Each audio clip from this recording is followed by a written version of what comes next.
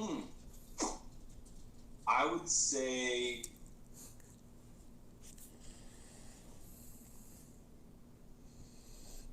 I'd probably say if I want to try and get up before the kids are up.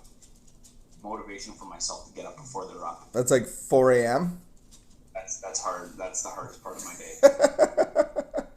That's like, what time do they get up? At 5?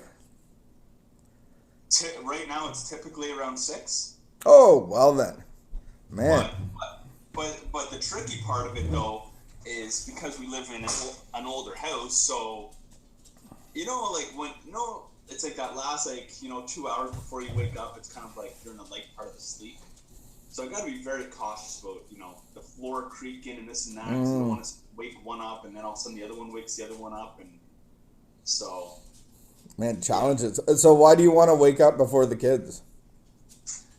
You know what? I think part of why I want to wake up is I can get this stuff done that I need to get done, and let it not affect, my time with the family or work or anything else. Like be quiet time, exercise. Little prayer and meditation. Get all that. Try and get that stuff. Get that stuff done so it's not cutting into their time. I like to do that too. Get up early, get my armor on. Get the armor on, bro. Don't hear it like I say. Like I don't want to make it sound like that's a regular. That's the ideal. Okay, that's a once a weeker. That's what I strive towards. Okay. I'm not there yet, but I'm working my way there. Man, so there's room for improvement, is what you're saying. You gotta always leave room for improvement. Very good. You know what I found out about my gardening hobby? Hold on a second. I want to know what the hardest part of your day is. Just getting through it. Wow. Life's tough these days. I think the hardest. I don't know. Maybe the evening, filling my time with evening stuff, and that's like I'm going into fast at 7 p.m. So sometimes the evening can be hard, especially if there's movie night and there's popcorn flying around. I would say that would be one of the harder parts of my life. Popcorn flying around, like super hard. Jordan's throwing it over to Mickey, and Yeah, super hard life over here. Well, one thing I learned about gardening is that lettuce grows a lot faster than anything else. So the lettuce took over my my hydroponic garden. I had to transplant it. It's in little pots right now. So I don't know if it's gonna make it, Josh. Tense times over here in hydroponic world. But you're gonna get up with so many comments now about all the growers out oh, there. I hope so. Yeah. Yeah, the lettuce got really big and took over the whole backside of the hydroponic set. So I really want a herb garden more than anything. You got to have them fresh herbs when you're cooking and, sauteing and frying and maybe some boiling. You got to have them right on hand. You just got to start throwing that lettuce in smoothies and stuff now. I don't know about that. I don't know if lettuce belongs in smoothies. Like obviously it's all water. I was adding like 1.5 liters of water just because of the lettuce was in there. Literally all water. All right, what do we got on today, Josh? Anything fun? Today, Brewmaster Josh. today's a slow day. I have some emails that I need to respond to that I'm seeing come in here. So some orders for the kombucha. And we got our online store up and running, eh? Yeah. How's that working for you? You know what? It's nice. It's simple. That's good. So, Simple is good. Hey. And pick up or delivery. I got my children looking at me. I'm okay, buddy, and they're gonna start a fight soon. I can tell. All right. Let's get our spiritual game on. What are we on? August 19th? We're on the 19th. Did you guys read this already? We did read this already. Oh man, you're up on the double like rubble. I watched Paw Patrol because of Josh's kids, and one of the characters' names is Rubble, and he says he's on the double. Double on the double. What's the other guy? You got Rocky. No, but what's the other saying? The not Rubble on the double, but I don't know. no. What's the head guy's name? Ryder? No, the guy with the Dalmatian. Marshall? Marshall. I can't remember what he's on. He's not on the double. I don't know what is. Anyway. Yeah, all the pups have sayings, and I have no. All right. Well, you already read it. You're obviously your game's doing well compared to mine. Vicky was away, and me and Buddy decided to sleep in, and so here we are, live. Oh, is that a coffee you got? What do you got there? You know what? With the intermittent fasting, I was fairly strict with no coffee at the beginning. I remember stringent. And I'm slowly bringing it back in a little bit as I've done a little bit of research on intermittent fasting, but it's like I'm not drinking coffee every day though. Okay. Yeah, I don't drink coffee until I break fast around in between 11 and 1. And I find that when I drink coffee after lunch, I feel a lot better. Dude, I wonder how many people are bored of this. Like, this is you and me talking on a day-to-day basis, and I'm probably wondering what they're watching. All right. Is that a hint to move on? Maybe I should get my glasses on. I don't know what it is. How do you think Vicky's doing? Do you think she misses her home? If Vicky got a good night's sleep last night, I would say that she's loving time away. She went to a cottage with 12 girls. What do you think? But if Vicky did not get a good night's sleep, I would say she's probably excited to come home. All right. That's my prediction. Thanks for that prediction. All right, August 19th, letting go of shame. Shame is a dark, powerful feeling that holds us back. Yes, shame can stop us from acting inappropriately, but many of us have learned to attach shame to healthy behaviors that are in our best interest. In dysfunctional families, shame can be tagged to healthy behaviors such as talking about feelings, making choices, taking care of ourselves, having fun, being successful, or even feeling good about ourselves. Shame may have been attached to asking for what we want and need, to communicating directly and honestly, and to giving and receiving love. Sometimes shame disguises itself as fear, rage, indifference, or a need to run and hide. Wrote Stephanie E. But if it feels dark and makes us feel bad about being who we are, it's probably shame. In recovery, we are learning to identify shame. When we can recognize it, we can begin to let go of it. We can love and accept ourselves starting now. We have a right to be here, and to be who we are. And we don't ever have to let shame tell us differently. Prayer for today. Today, I will attack and conquer shame in my life. I think shame is one of the things that block us from the light of our Creator. So I think having shame removed is a great thing. How do you remove shame? Man, I feel like I should know that one right off the top of my head. Let's hear what you have to say, John. Well, I like how they say where shame can be, and it's almost like a tag that we put on things.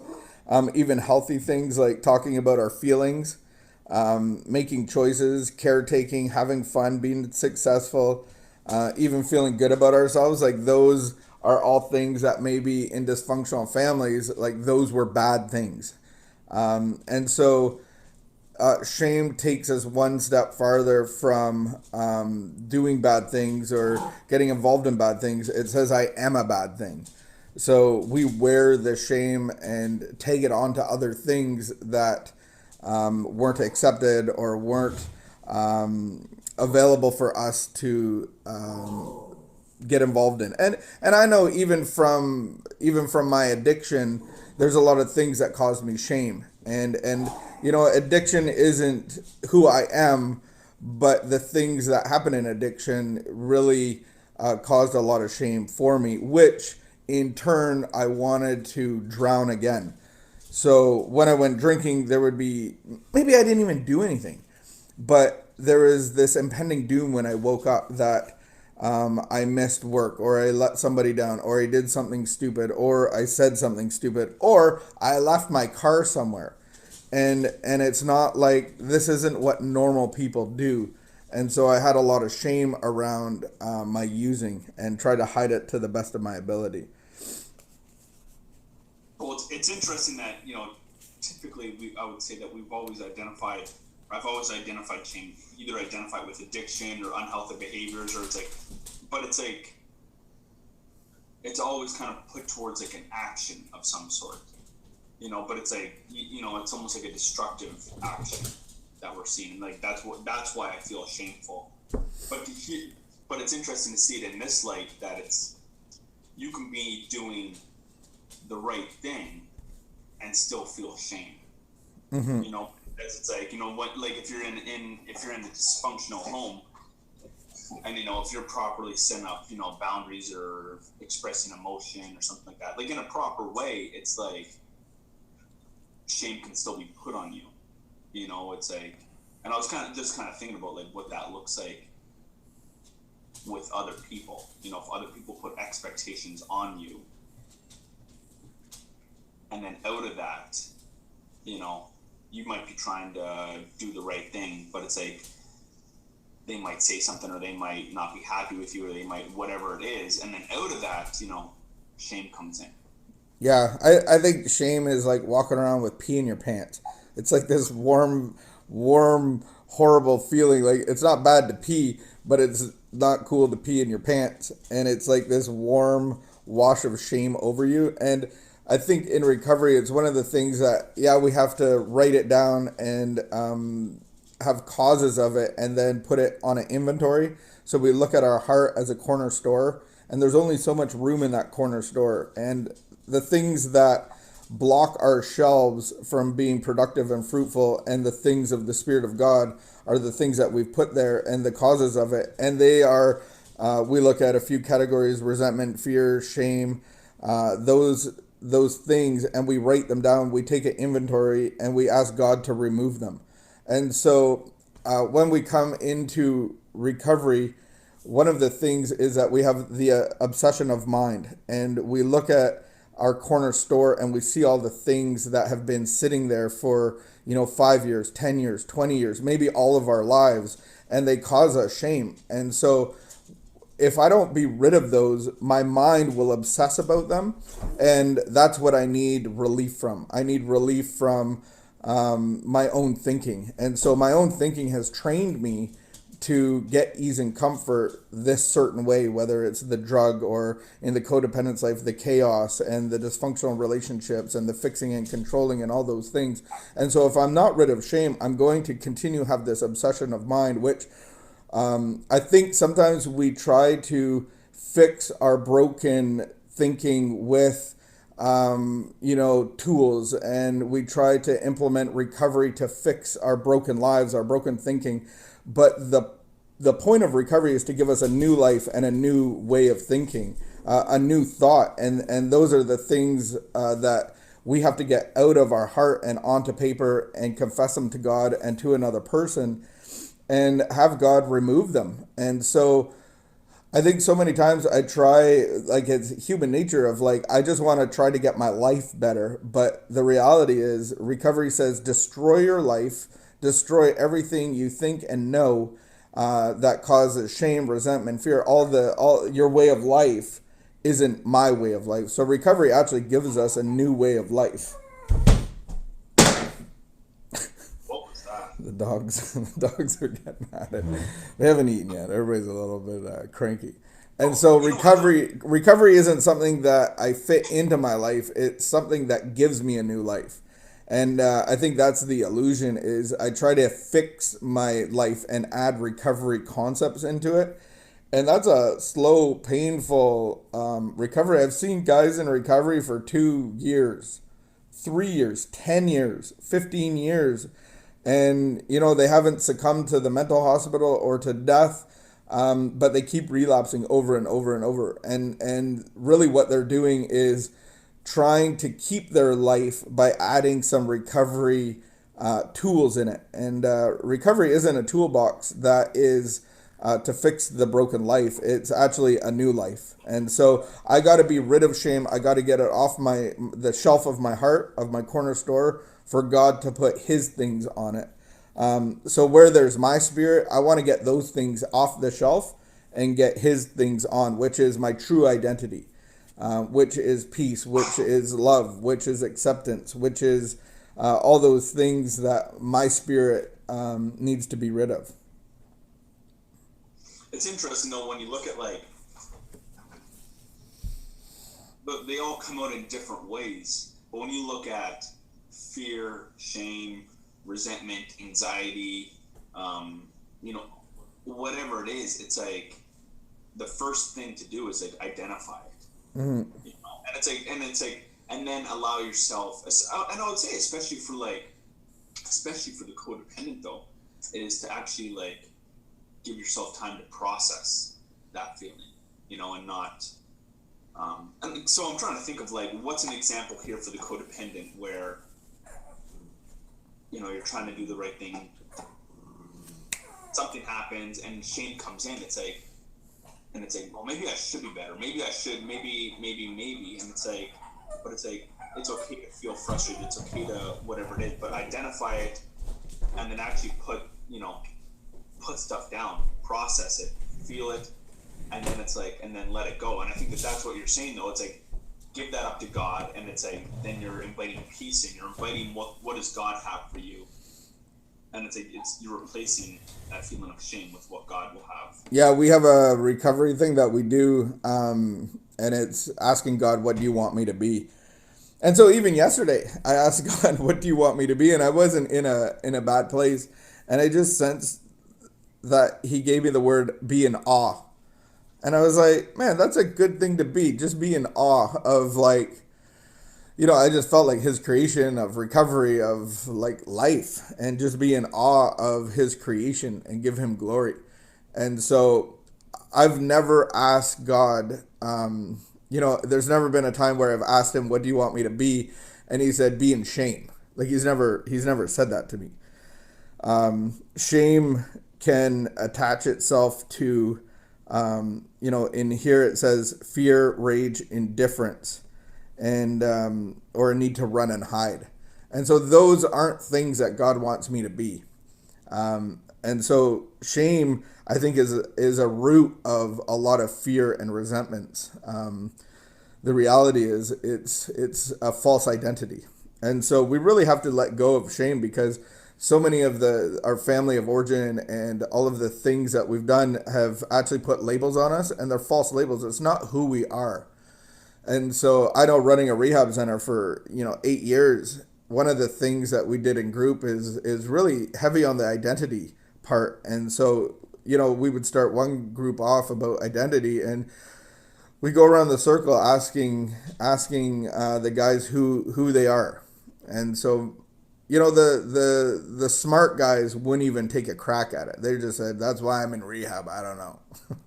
And most of us would say what we do, or what trade we've been involved in, or how many years we served in the pen, or that kind of thing. Very few of us actually know who we are, because shame is our false identity. So knowing who you are is vitally important, especially in relationships to others and to God.